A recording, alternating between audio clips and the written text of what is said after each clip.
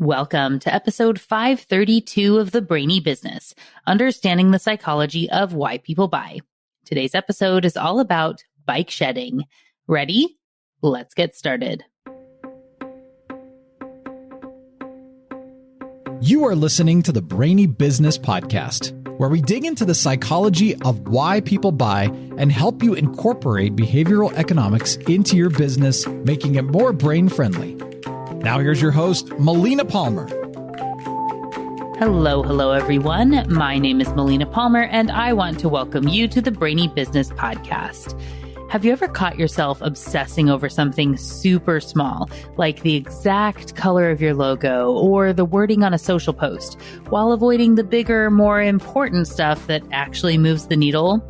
That's bike shedding, one of my very favorite concepts, in action, and it happens to all of us.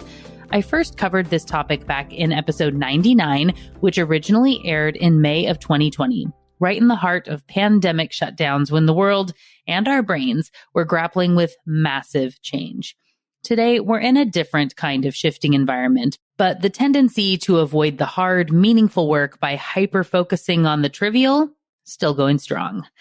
I'm bringing this foundational episode back now because the next episode, number 533, is a fantastic interview with Louis Grenier about how to help your business really stand out. And spoiler, that kind of differentiation means doing things differently. Change can be uncomfortable, and that's prime bike shedding territory. Also, since this first episode aired, something big has happened. I gave a TEDx talk called There's Nothing Magical About Monday. It's all about how our brains trick us into thinking we'll suddenly become more productive, focused, and driven starting Monday. Sound familiar? Yeah, it's that same set of brain biases that leads us right into the bike shed. And I do specifically call out and talk about bike shedding in that talk. So if you haven't watched it yet, I highly encourage you check it out. It ties in perfectly with this episode. There is a link for you in the show notes, along with other helpful resources to keep you moving forward, including my top recommended past episodes, books, ways to get in touch with me, and more. It's all within the app you're listening to and at thebrainybusiness.com/532. Now let's jump right in and talk about bike shedding. As with most concepts you'll hear me talk about on this show, bike shedding is something we do all the time and don't really realize it's happening. The thing that makes this concept different from a lot of others is how much it's holding us all back all the time without our conscious consent. Here's what you can expect in this episode.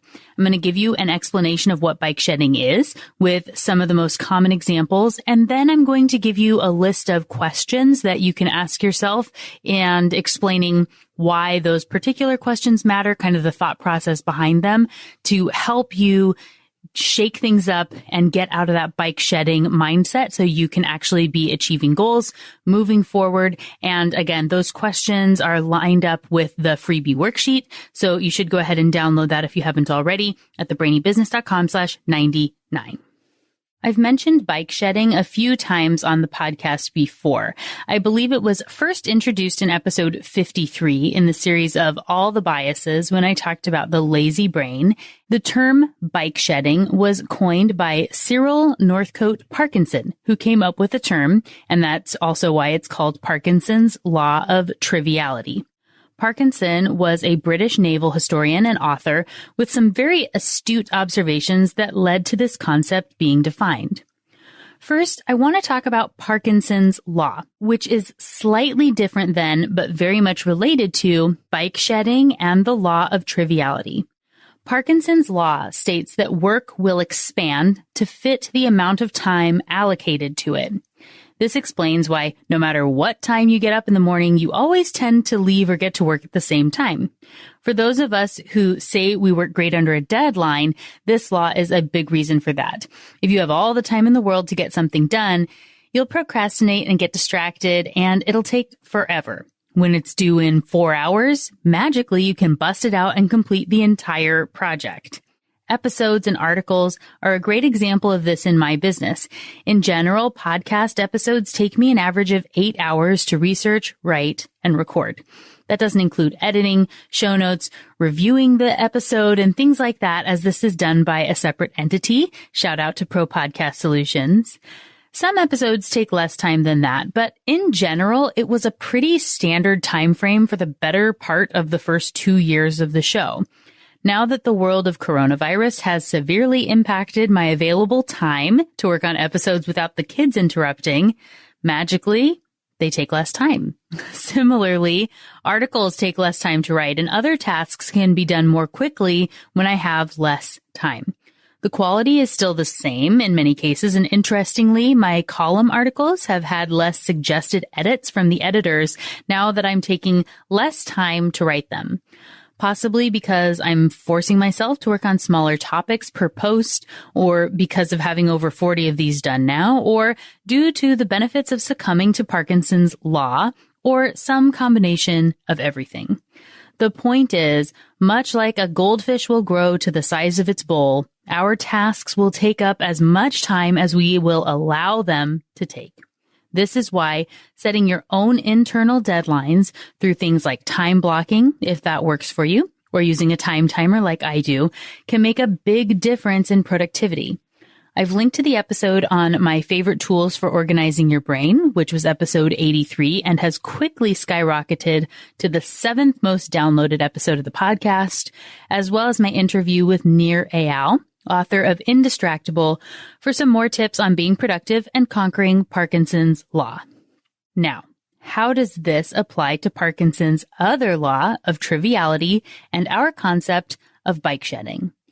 Building on the first law, Parkinson's law of triviality finds that people will waste time focusing on trivial details while ignoring the bigger, more important problems. And consequently, those bigger and more important problems end up with less time to be dealt with than what they should have. And it becomes a disproportionate problem.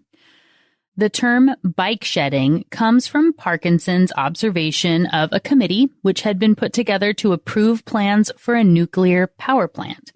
What Parkinson observed was that the committee spent a disproportionate amount of time to details that were essentially trivial, specifically the materials for a bicycle storage shed, which meant they had much less time available to focus on the big project, what they were actually assembled to work on, the design of the nuclear plant. When looking at this as an outside observer, it seems absolutely ridiculous. I mean, why would anyone do that? Why would you focus on the bike shed when you know that you're there for the plant? Your brain is likely laughing at their misfortune and thinking, I would never do something so ridiculous. And yet, your brain would be wrong because it does this constantly. You may call this being a perfectionist, and many of us ambitious folks struggle with this tendency. The thing is, for the most part, people are not suffering from perfectionism in every aspect and possible decision in their life and business. They tend to get hung up on really tiny details that don't matter so much in the long run. The question is, why do those things get so much of your attention? Why do they feel so important in the moment and like you can't move forward until they're dealt with? More often than not, this is because your brain is bike shedding and essentially avoiding a more important topic that's either related or unrelated that makes it scared or nervous. Let's say you want to rebrand your business or start a business, and you're trying to find the perfect layout for your logo. You're looking at tons of options and trying to find the perfect shade of blue and considering what that means to the consumer, and then comparing it all 57 different ways and asking for feedback that you don't really take into account and spiraling for weeks or months because you can't possibly launch the brand until this thing is figured out. That logo matters, you say. It's the first thing people will see and it needs to be perfect before you move on to the next thing on your list. You know, the business plan or other really important strategic initiatives to getting that business moving. Yes, logos matter. I've talked about branding on the show quite a bit, and I've talked about color theory, and those are all well and good. But when they are used as a procrastination tool to keep you stuck, they're not worth it. Guess what? You can change a logo, you can change colors and update websites and change copy. The consequences of picking the wrong shade of blue in your logo just aren't that big, and the mistake could be fixed relatively easily down the road if need be. But launch without a business plan or with a bad one you threw together at the last minute, that can cause you some serious problems and mean less revenue if you aren't charging enough, or if you haven't thought through how you're going to cross-sell things, or how all the aspects of the business come together. Getting the business plan wrong could mean going under. And if you had to put money down, you're going to be losing an investment, or if you quit your job for no reason, it's a big deal. It matters. And that makes it scary to the brain, especially if you're needing to leave your current state of status quo to enter this new uncertain territory, which is the case more often than not. Your brain really hates that idea, so it'll make other things seem more important than they are to keep you dwelling on them and therefore stuck in the status quo it loves so much. Essentially, your subconscious brain is the ultimate narcissist. It has an inflated sense of self, thinking itself to be superior to everyone else, including your own conscious brain. It will charm its way into getting what it wants and use smoke and mirrors to make you think something is of the utmost importance when, in the long run, it's all a ruse. Overcoming bike shedding is sometimes a battle with yourself and your brain's natural tendencies. It takes conscious effort to say, no, that's not important right now. And you can only do that if you know your goals and take the time to prioritize what matters. When you don't have a plan, your subconscious can run rampant and decide what it wants you to focus on, and its priorities don't always align with your conscious goals. There are so many examples of this in business and areas where overcoming bike shedding can help you to be more successful. Tackling Parkinson's law of triviality can help with time management, resource allocation, project management, project planning, and general direction for your work, business, and life. Here are some specific examples of how this could appear in business. We've all done them to help you think about this in your own work. Maybe you've said things like, I can't start my business until I decide on the perfect name. Or I can't write that article until I have the catchiest title. I can't pitch that outlet until I've got the perfect story. We can't sell a course until it's been created and perfected. There's no reason to actually start the website project until I find the perfect template. Let me scroll through these 85,000 options. If I want to be a thought leader, I need to be active on social media. Let me spend hours and hours on social, seeing what everyone else is doing to perfect my plan. Or I would love to have a scheduling software to make it easier for people to book times with me, but until I research every single one in detail, I can't know the best option, and it's important to pick the perfect one. You get the idea, right? We all do these things. It's keeping us stuck. Here are the truths your subconscious doesn't want you to know. Having a good name for your business is important, but it isn't everything. When I first launched this business as a freelancer, it was just Melina Young Consulting. And when I got married, I changed it to Melina Palmer Consulting. And it stayed as that for a while until I came up with the name of Defying Gravity for Brands That Soar. A name and a brand that I loved, by the way, but I had to give it up when it didn't fit and it was time to launch the podcast. So I had to rebrand again and found what I think is now the perfect name and iteration for the company that I can keep in the long term of the Brainy Business. If I had waited until I knew exactly what would work or felt perfect, none of it would have happened. Getting started under a generic name meant I could test out what I wanted to do and what people would pay for, and the name evolved over time.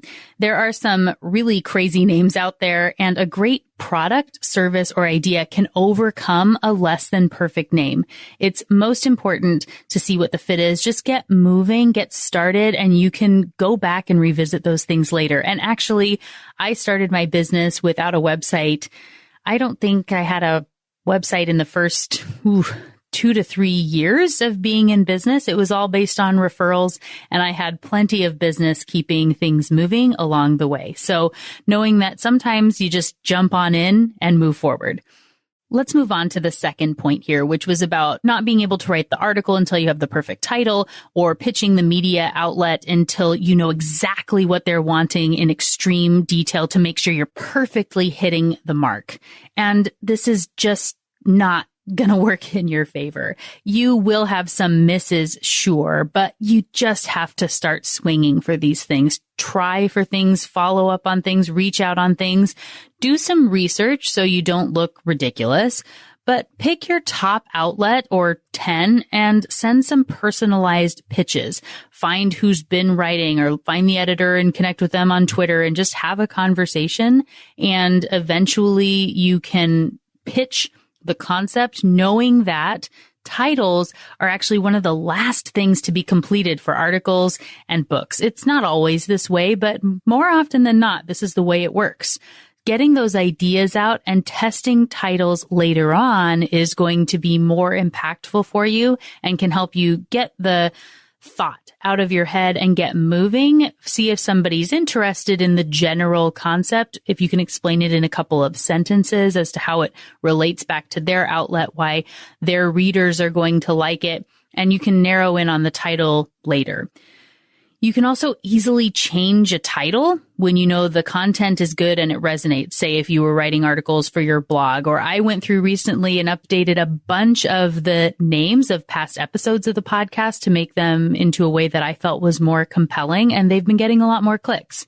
You can also tweak the way you talk about it on social media if you're stuck with a title, like the ones I write for Inc. magazine. Once the title is published, that's the title, kind of stuck with those, but I can talk about it differently in the way that I share it, encouraging someone to go and click and read, but knowing that if I had waited until I knew exactly what Inc. was looking for and that they wanted someone to be posting on behavioral economics before I pitched them on it, it never would have happened, or somebody else would have gotten that opportunity. So putting yourself out there, getting over that bike shedding is really important, and taking advantage of opportunities that you may not know exist yet. It's the same with courses. You don't want to perfect a course and spend hours and days of your time agonizing over it when you don't know if people actually want it. Sometimes it's best to come up with an idea and a brief outline for a course or two and pre-sell them to see if anybody buys. And if they do, then you can create it when you know it's going to be a winner and you've already gotten some money in from it. It helps to motivate you to work as well, and creates those deadlines to help you overcome Parkinson's first law and avoid your bike shedding tendencies of dwelling over the perfect content. It's the same with websites. If you're using something with a template, those are usually set up to easily transfer between layouts. I've done a lot of work with websites and other layouts over the years for advertisements and billboards and all sorts of things. And just almost 100% of the time, every business person struggles with the concept of coming up with the content first and the design later. This is a fundamental point of conflict between someone asking for a layout and the designer who's creating that layout. I'm pretty sure every designer I have ever worked with has said something along the lines of, give me the content and I'll give you a layout. And every person who wants the layout will say, show me a mock-up and I'll write the content to fit it. It feels counterintuitive, but in business, you gotta write the content first. Come up with the plan and write it all out with the least amount of words possible, and your designer can come up with something great to fit that content. They can then ask for edits if needed, but tackling the bigger problem of the content is more important than the perfect template. Similarly, on the example of the scheduling software or scrolling through social media as research for hours on end, it's procrastination to keep from doing the hard and scary stuff. And this highlights the worst part about bike shedding. Because it's your own brain putting up the smoke screen, the thing you're productively procrastinating with will feel like it's the most important thing in the world. You don't feel like you're doing anything wrong. It feels like you're doing the best possible thing to invest in yourself and your business. Your subconscious is going to ensure you believe that lie to meet its own needs. If you don't stop and say, is this helping me reach my goal? Or maybe, is this really important in the long run? It could hold you up for much longer than is valuable for you. And essentially, you're building a bike shed instead of focusing on the nuclear plant, something that from a distance you can see looks ridiculous if someone else was doing that in their business. But when it's you just believe with every fiber of your being that you're doing the right thing because it's your subconscious telling you it's important. And if you don't stop and question it, you're just never going to naturally get there. It's really difficult to do if you're not intentionally moving past that bike shedding. There are a few ways to look at whatever thing you're stressing over and overcome your bike shedding problem. Here are some questions to consider, which are outlined on that freebie worksheet I've created for you. First question, will I even remember this 5 years from now? This could also be pulled back to a much shorter time frame depending on the problem at hand. Maybe it's just if this is going to matter 5 days from now. In many cases, when you are bike shedding, you will have moved on to a new small problem to agonize over once you finish with this one. If you remember from earlier in the episode, I had said that the bike shedding, the small thing you're dwelling on, might be completely unrelated to the goal that you're trying to avoid, that your subconscious is trying to keep you distracted from. So you're very likely going to move from small problem to small problem to small problem to small problem and never get to that goal when bike shedding is really at the root of what you're doing. Avoiding that bigger goal and keeping that status quo means there's just always going to be something to dwell on. So if you don't have goals that you're prioritizing toward that you can recenter on, and I'll get to that in one of these future questions here in just a second, then you're never going to get out of that vicious cycle. The next question is looking at the impact. A question for this could be, what's the consequence if I get it wrong? This means if you pick the wrong shade of blue for your logo, or buy the brown shoes instead of the black ones, or donate a sweater when you're downsizing, or move forward with a certain scheduling software or website template, or pitch the media outlet, or all the other things in the world, what happens if you made the wrong choice? What's the worst possible outcome of the choice? And realistic worst case scenarios here only. No saying that the butterfly effect could make it so your choice of the wrong blue causes a tsunami on the other side of the world. Think truly, if you pick a blue and end up hating it, can you change it? If you find out that you wish you had black shoes instead of brown ones, can you return the ones you bought? Or do you know it's a lesson learned and you get to go shoe shopping again? If you get rid of the sweater and wish you still had it, or another purple sweater, can you find a replacement? If you pick a template or scheduling software and hate it, you learn something and you can move on. If you pitch the media outlet and get rejected or don't hear back, which happens a lot even with really great pitches, you got some practice and maybe learn something for the next one. If the real consequence is big, then it's worth spending more time on. If it's essentially inconsequential, it's likely bike shedding and better to make a decision and move on. This is where done is better than perfect kicks in. You gotta move forward to keep from going backwards. And I used to tell my designers this all the time, that you could sit and nitpick and fiddle and keep going tiny tweaks until it's perfect, but it will never be perfect. You'll never be happy with that thing you're designing, the thing you're working on, because it's just about trying to reach that tiny bit better that's not going to give you the big payout in the long run. So the next question you can ask is going to be getting back to your goals. And you can say, is this decision helping me reach my goals or keeping me from them? This is where really narrow goals and tactics underneath those goals are important.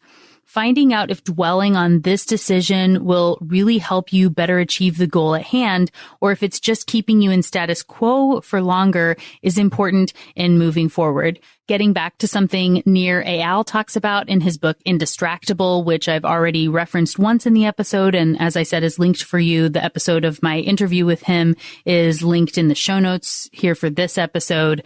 The opposite of distraction is traction. And until you know what you're working toward, you don't really know what is a distraction from that goal and what is actually going to be helping you to move forward. So narrowing those goals, knowing what's important is necessary to understand if it's a distraction or traction, if it's bike shedding, or it's dwelling on the right problems. Having an accountability buddy that you trust can be really helpful in this case, and why it is important to get out of your own head sometimes. You might need someone else to shine light on something to see how silly it really is, like where we can objectively look at the bike shed and the nuclear plant problem and see that it's ridiculous, but when it's our own small problem, we can't really see it.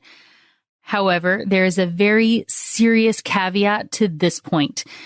You want to be in whatever this is for you, and don't ask a ton of people for their advice on every little problem that you have. You, of course, have other people in your life who are impacted by the decisions you make. It's important to consider those people in the ways they're going to be impacted. And sometimes you need to make joint decisions with people, whether they're work decisions and you need to consider other departments, bosses, or employees, or personal life decisions where you need to consider your significant other or friends or family members. However, many people who get sucked into bike shedding are too worried about what other people think and are trying to please others with their decisions instead of doing what would make them happy or help them achieve their own goals. And again, this is because your subconscious knows that it's going to help you spiral and stay stuck.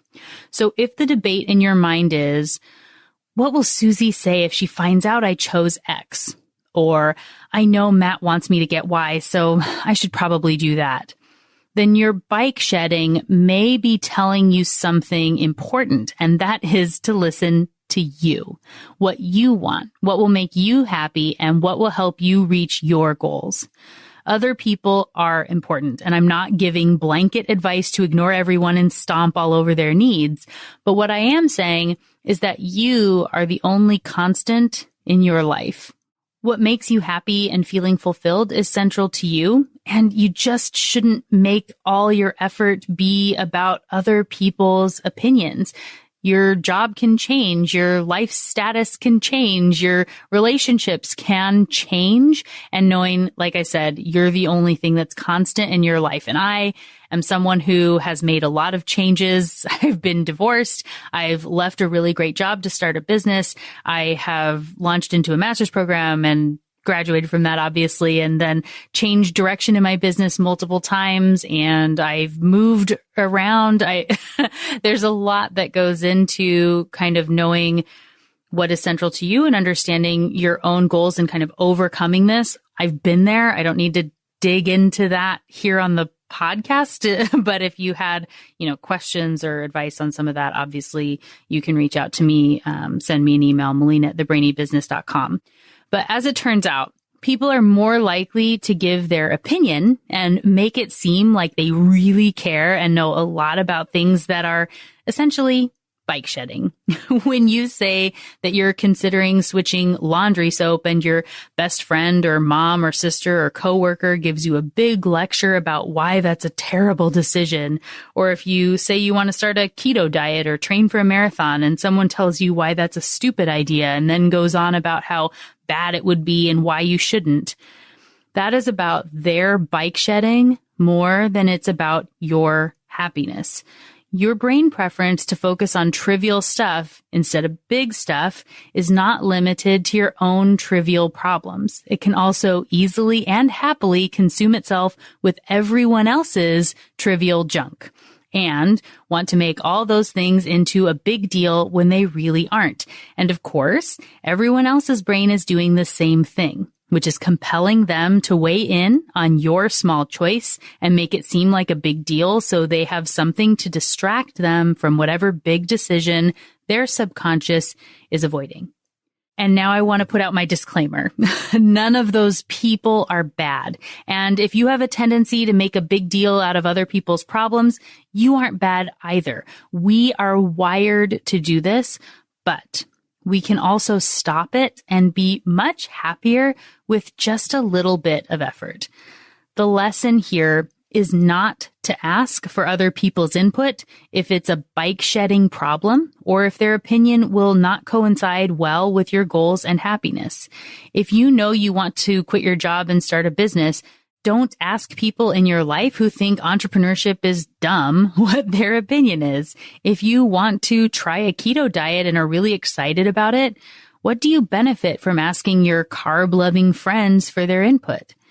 Get balanced feedback, but also consider, do I feel the need to ask this question because my subconscious wants to put it off and knows that this person's feedback will keep me stuck and spinning?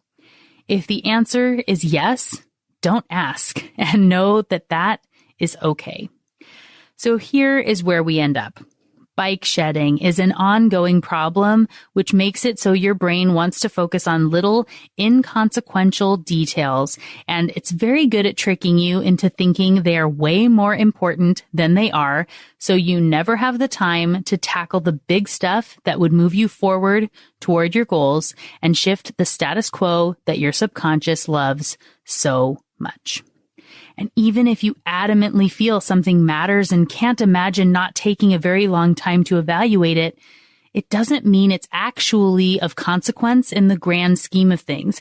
And right now, in our environment where our brains are kind of on overdrive from all the change and things going on, we have a lot of small stuff that we can be getting our stress out on and thinking about and really bike shedding all these areas of our life when it feels like you're able to focus on that thing because there's a lot of other scary stuff in the changes that are around us. So your brain is going to be really prone to bike shedding right now if you're not careful.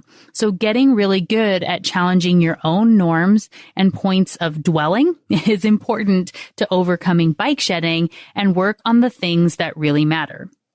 Ask those questions outlined in the episode, which are also written out for you on your freebie worksheet, and just take time to stop and take a step back. Simply saying, is this my bike shed? Could be enough, and you'll get better at this over time. You'll never be completely free of bike shedding. Remember Parkinson's first law, that things take up as much room as you allow them to occupy. So you're still going to procrastinate from time to time. It happens. And do forgive yourself for that, knowing it's part of all of our natures. But when it really matters, when there are goals on the line and dreams to be living, and knowing that bike shedding just creates a stressful, unpleasant experience that you don't even have to live in, there really isn't an upside to living in that space. Bike shedding makes you feel worse and you don't achieve your goals. To put it another way, the juice definitely isn't worth the squeeze. To take that analogy a step further, it's like having your favorite beverage in the fridge that you could drink at any time, and we'll say it's inconsequential. Maybe it's a magic elixir that you also love the taste of.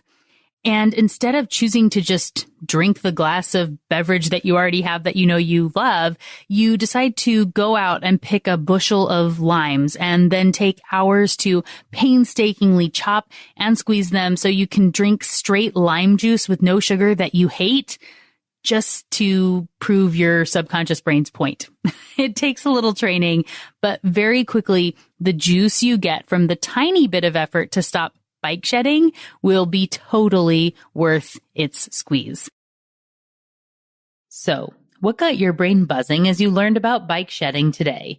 For me, the reminder is this. Your brain isn't trying to sabotage you when it leads you to obsess over the small stuff. It's trying to protect you from discomfort and that fear of the unknown. But when we name it and reframe it, we can push past that reflex and get back to what really matters so we can show up in our best way. We can grow and change in the ways that we really, really want to, what we strive to do and accomplish. And I have to say, giving my TEDx talk, There's Nothing Magical About Monday, gave me a whole new appreciation for just how sneaky this brain trick can be. In the talk, I share the story of Jen, a fictional version of all of us who gets totally derailed by many things, including, of course, that bike shed of productive procrastination. It has been amazing how many people have reached out from around the world since seeing the talk and saying how much this idea of bike shedding resonates with them.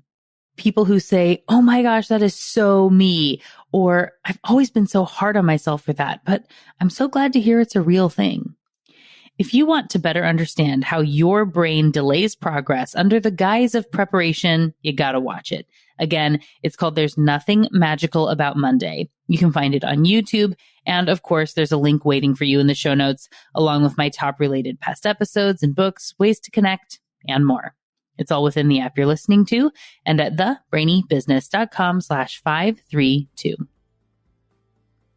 And just like that, episode 532 on bike shedding is done. Join me Thursday for a brand new episode with Louis Grenier, all about standing out in a sea of sameness. No beige strategies here. It's going to be a lot of fun. You don't want to miss it. Until then, thanks again for listening and learning with me. And remember to be thoughtful. Thank you for listening to the Brainy Business Podcast. Melina offers virtual strategy sessions, workshops, and other services to help businesses be more brain-friendly. For more free resources, visit thebrainybusiness.com.